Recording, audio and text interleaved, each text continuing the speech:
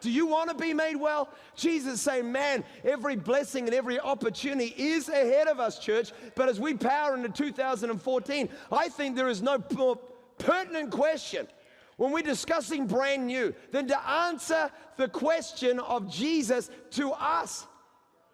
Do you want to be made well? Once that question is answered, I'm telling you, heaven is empowered to move on your behalf.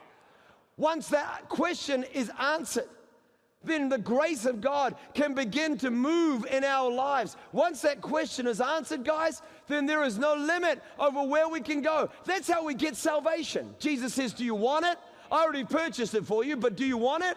I mean, you don't have to have it. You can live forever with your own independence, pride, rebellion. You can refuse to submit to the lordship of Jesus. You can go to hell. It's your choice. Jesus made hell only for the devil and his angels. But if you want to side with him, that's your choice, and God can't reverse it. But if you want salvation, then man, hell has no hold over you. Your sin is forgiven. Your future is blessing. Jesus comes to your life. It's only a question of whether we want it.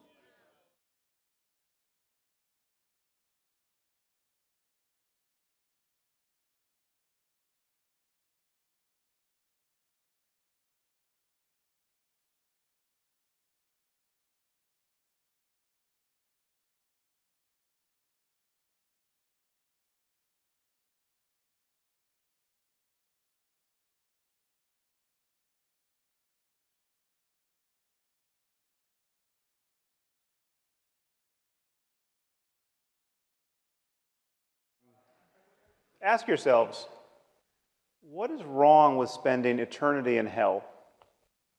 Okay, the whole point of Christianity, or so it is imagined, is to safeguard the eternal well-being of human souls. 9 million children die every year before they reach the age of 5.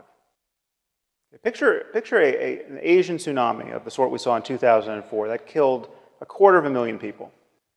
One of those every 10 days, killing children only under 5. It's 24,000 children a day, 1,000 an hour, 17 or so a minute. That means before I can get to the end of this sentence, some few children, very likely, will have died in terror and agony. Think of the parents of these children.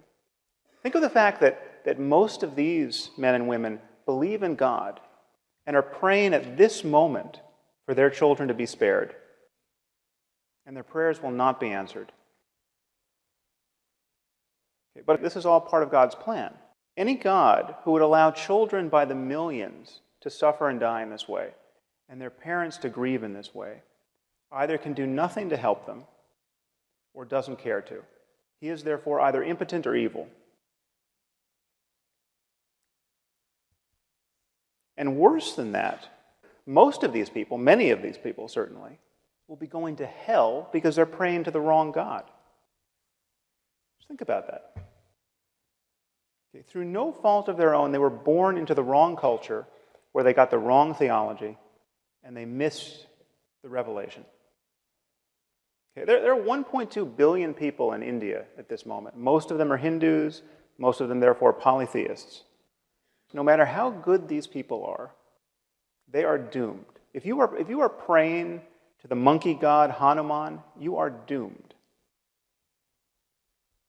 Okay. You will be tortured in hell for eternity.